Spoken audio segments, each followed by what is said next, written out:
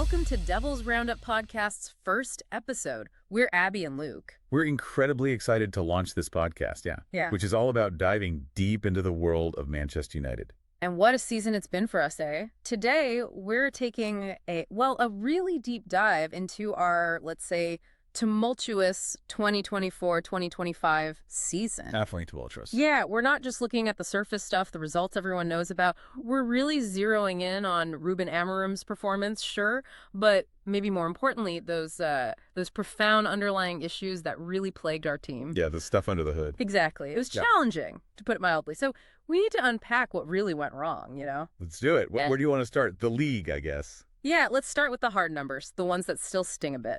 This past Premier League season, our team finished 15th. Dismal, really. Oof, yeah. That's our lowest finish in the modern era, basically since the Premier League started back in '92. We only managed 42 points. 42. That's also a record low for us in the Prem, isn't it? Right. It is. Honestly, when you see those figures laid out, it's just stark.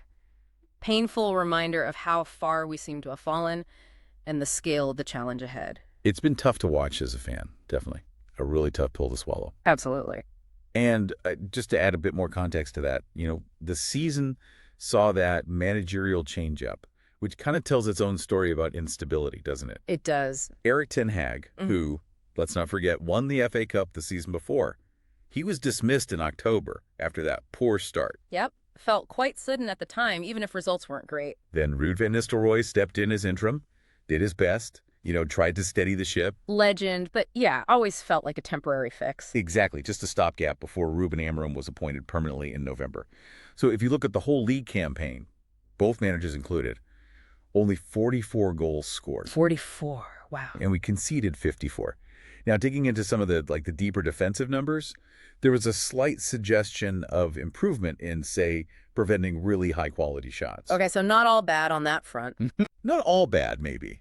We weren't letting teams just walk through us quite as easily sometimes. But, and it's a big but, overall, our defensive performance just wasn't solid enough. Right. And those little glimmers were totally overshadowed by the big glaring issues.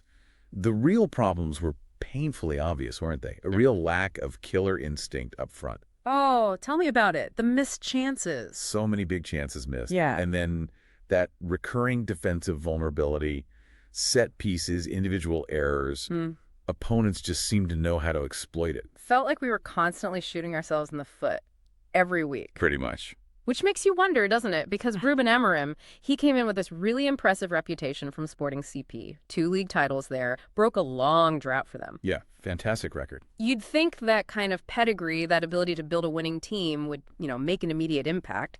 But then you look at his 6 months with us. Was it 6 wins in 25 league games? Exactly. Only 6 wins in 25. And understandably, that led to a lot of fan frustration. You see those raw numbers, and it's easy to point fingers. Of course. So it begs the question, was it really Amorim? Or was something else, something deeper going on? Well, see, that's the surface level, isn't it? And what's so fascinating when you actually deep dive into the data is that the problems, they seem to run much deeper than just the manager, or at least deeper than just his tactical approach. Okay, go on. If you connect this to the bigger picture, right, it becomes super clear when you look at our performance after the March international break. Right, that final stretch. Yeah. Now, despite what most people watching would probably agree was visibly improved play on the pitch, we seemed to control games more, created more chances, looked a bit more coherent. I remember thinking that, yeah. Looked better, but... But we failed to get a single win in that whole crucial period. We picked up, 2 points from a possible 21? 2 points from 7 games. Wow. Exactly. And this is where it gets really interesting, maybe even a bit of a revelation. During that same run, we massively underperformed our expected points. Okay, explain expected points quickly for anyone not familiar. Right, so expected points, or XP, it's a stat model that basically estimates how many points a team should have got based on the quality of chances they created versus the chances they gave away. So based on how we actually played? Based on the chances in those games, yeah, this DISCO model suggested we should have earned significantly more points than the miserable 2 we actually banked. Right. So the performance level, according to the stats, was better than the results showed. Much better. And it doesn't stop there. In that same period, we scored just 5 goals. 5 goals in 7 games. Oh. from an expected goals XG of over 10. Over 10. So we should have scored double what we actually did. Pretty much. Again, just to clarify XG quickly, it measures how likely any given shot is to be a goal based on stuff like where you shot from, what body part, defenders in the way, all that. Gotcha. So the quality of our chances was, statistically speaking, worth more than 10 goals. We only scored 5. That gap is massive. It's absolutely crucial. Because it points away from the tactics creating the chances. Exactly. It fundamentally suggests a massive finishing problem among the players, an execution problem, not a tactical flaw in Amorim's system, which was clearly demonstrably creating good chances. That's a really powerful distinction, isn't it? And it makes you think. You compare this to Erik ten Hag's last full season. The 23-24 season, yeah. Yeah, where we actually overperformed our expected points by, 15 points. We finished 8th, but the underlying stats apparently suggested we played more like a 15th place team that year. That's right, a huge overperformance. Luck, maybe. Clinical finishing that season. Goalkeeping heroics. Probably mix. So it flips the script completely. Last season, maybe lucky to finish 8th. This season, maybe unlucky not to finish higher than 15th, despite the terrible position. In terms of performance levels versus results, yeah, that's what the underlying numbers suggest for that final stretch under Amorim. It really forces you to ask, is the main issue right now the coaching? Or is it something else, something fundamental in the club's structure, the squad's quality, the squad's makeup? It felt like a season where, everything that could go wrong in front of goal just did, especially in that run-in. Precisely. Yeah. And this is so vital. These are overwhelmingly identified as execution problems, not tactical ones. Right. Amorim's system, whatever you think of the finer points, it was creating scoring opportunities. Decent ones? Based on the XG, the players were just, failing to convert them. And you saw it with your own eyes, too, didn't you? Oh, absolutely. Think about it. Goalkeeping errors leading directly to goals conceded, Yep. conceding from set pieces again and again, often down to just lapses in concentration or individual marking errors. And just that stream of clear-cut chances missed by key players, week after week, a striker one-on-one hitting it straight at the keeper, a winger blazing over from 6 yards. It was heartbreaking. Yeah. The sheer volume and sort of consistency of those individual mistakes, it points away from the overall tactical plan. It wasn't that we weren't getting into dangerous areas or creating good openings. It was that when we did, that final action, that crucial decision or finish was just lacking. So often. Which brings us neatly, or maybe messily, onto recruitment, doesn't it? Oh, here we go. The tangled mess, as you might call it, because this ties directly into it. How can players execute consistently if the squad itself isn't built coherently? Explain that connection more. Well, our squad, let's be honest, it's been assembled poorly over many, it's been done in fits and starts. Different managers, different ideas. Exactly. Imagine trying to build, a high-performance race car. But you buy engine parts designed for a massive SUV, a gearbox from a city runaround, and wheels meant for off-roading. They might all be good parts on their own. Exactly. Quality parts in isolation, maybe. But they just don't fit together to create a consistent, high-performing machine with a clear identity. That's kind of what our squad feels like. A collection of individuals rather than a team. Sometimes, yeah. Yeah. It leads to this fundamental lack of cohesion. Players maybe not perfectly suited for a consistent playing style because they were signed for a different manager with a totally different philosophy. So one manager wants high press, buys players for that. Next one wants slow build-up, buys different types. Precisely. Some wanted counterattack, others possession. The players brought in reflected those sort of temporary managerial preferences, not necessarily a long-term club vision. And the result is what we see. A disjointed group, lack of natural understanding on the pitch. Players may be asked to do jobs that don't quite suit their best attributes. That's the argument, yeah. It makes consistent execution much, much harder. So it's not just about signing bad players then. It's about a deeper, more foundational flaw in how we link player recruitment to a coaching philosophy, or maybe the lack of a consistent philosophy. Yeah, it feels like it perpetuates this cycle of underperformance. You get a new manager, they try to impose their style, maybe some players fit, others don't, results better, pressure builds. And round we go again. Exactly, which really underlines the need for a fundamental shift, doesn't it? A proper policy change in recruitment for us. What does that look like? It means, ideally, having a clear, long-term club vision for how we want to play. A DNA, if you like. And that vision needs to transcend whoever the manager is at any given moment. So every signing fits that bigger picture. Every signing serves a specific, cohesive purpose within that defined playing philosophy. You're recruiting players for the club, for our style, not just for the manager who happens to be there for the next 2 or 3 years. That's the ideal, anyway. Makes sense. Easier said than done, probably. Well, much easier said than done, but arguably essential if we want to break this cycle. Okay, so beyond the league struggles, which painted that pretty bleak picture, we did have the cup runs. They offered maybe glimpses of hope? Or did they just mirror the same problems? A bit of both, I think. They definitely mirrored the same execution problems and underlying issues we saw in the league, even when we got results. Right. So the FA Cup. Defending champs. Yeah, that ended in the 5th round. Lost to Fulham on penalties after a draw.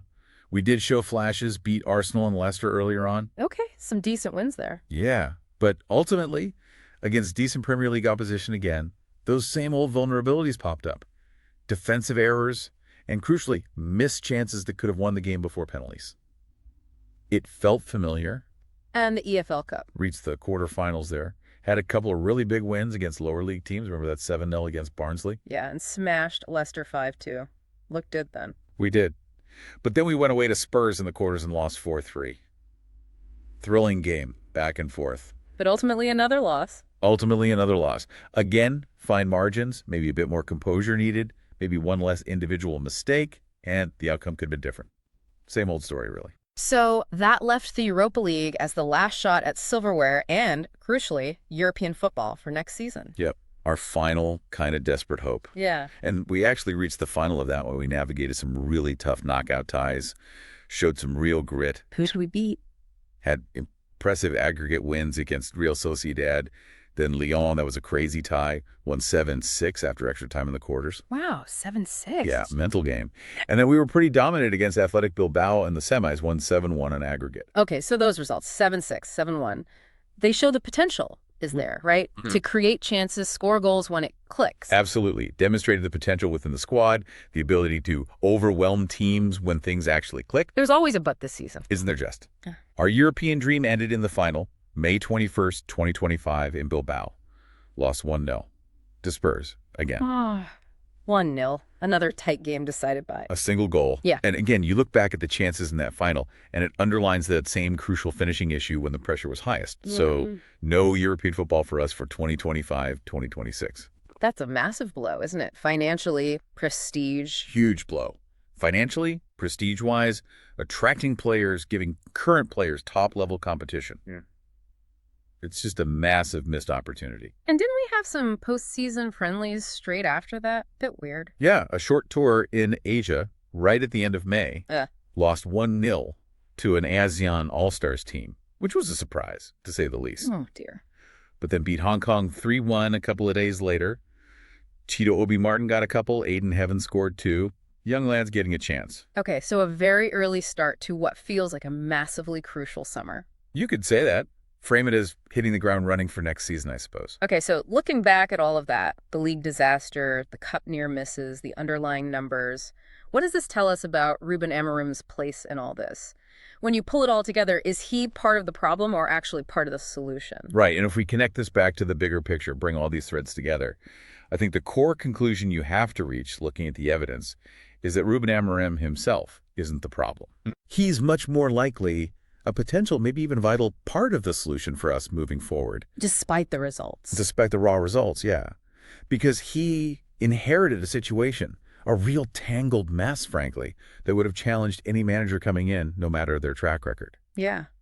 The data, especially that really stark XG underperformance in the final months, it points so clearly towards execution, finishing, and squad cohesion issues, not a fundamental lack of tactical planning from him. And that feels like the crucial takeaway for us as fans, maybe. He needs time. He needs time, definitely. He needs a full preseason, a proper chance to drill his system, imprint his philosophy without the pressure of games every 3 days. And players. And he needs the opportunity to reshape the squad with players who actually fit his vision, players who can execute consistently within his tactical framework. But maybe even more than that. What? He needs proper, unwavering, consistent support from the club hierarchy. Right. Not just money for transfers, but actual backing. Exactly. It's not just about the transfer budget. It's about patience, showing genuine commitment to his long-term plan, even if results fluctuate initially. It's about empowering him and his staff to make the necessary, sometimes difficult decisions on players, who stays, who goes, who comes in. Because the underlying problems go way beyond him. Way beyond him. Our systemic problems, you know, that history of maybe not consistently backing managers long term, the questionable recruitment strategies that left us with this disjointed squad, the lack of that single, clear, overarching club vision. Yeah. These are deep-seated issues. They predate Amorim by years, maybe decades. It's a legacy of short-term fixes, chasing immediate results, maybe. We've seen managers come and go, haven't we? Each with their own ideas. But without that unifying club identity or player profile guiding recruitment, we just keep layering slightly mismatched parts onto the same struggling machine. Amorim has shown, statistically at least, he can set up a team to create chances. He has a system. Now, the club needs to back him to get players who can execute it reliably. And stick with it. And stick with it. Maintain that support through the inevitable rough patches that always come in football. So wrapping this up then, what does this all mean for us, the fans, and for the club as we head into next season? This deep dive seems to show the issues aren't just on the pitch or the training ground, they're embedded right in the club's structure, its history. Seems that way. So the ultimate question really is, are we as a whole club, from the very top down to the foundations, are we finally ready to actually address these deep-seated systemic problems? Are we prepared to give the manager the sustained support, the structural backing, the coherent recruitment strategy he needs to actually succeed? That's the million-dollar question, isn't it? Or will we just repeat the cycle? Blame the manager when things get tough, demand quick fixes, and avoid tackling the harder structural changes. It feels like we're at a crossroads. Will we commit to a genuine long-term vision this time? Build something cohesive? We have to hope so. Yeah. It's definitely something for all of us to think about as we look towards next season. Hoping for a fresh start, obviously, but knowing that real, lasting change needs more than just hope. It needs fundamental commitment from everyone involved. Well said. A huge summer ahead. Okay, folks, if you enjoyed the show, be sure to subscribe on your favorite podcast platform. Just search Devil's Roundup so you never miss an episode. We're also on all major social media platforms. And yeah, we'd love to hear your thoughts on the show and all things Manchester United. Drop us a comment, send a message, or, just join the conversation wherever you follow us. Liking, subscribing, and sharing the podcast really does help us grow. So if you're enjoying it, we truly appreciate your support. Makes a big difference. We'll be back next Friday with another episode of Devil's Roundup. Thanks for listening, and see you then.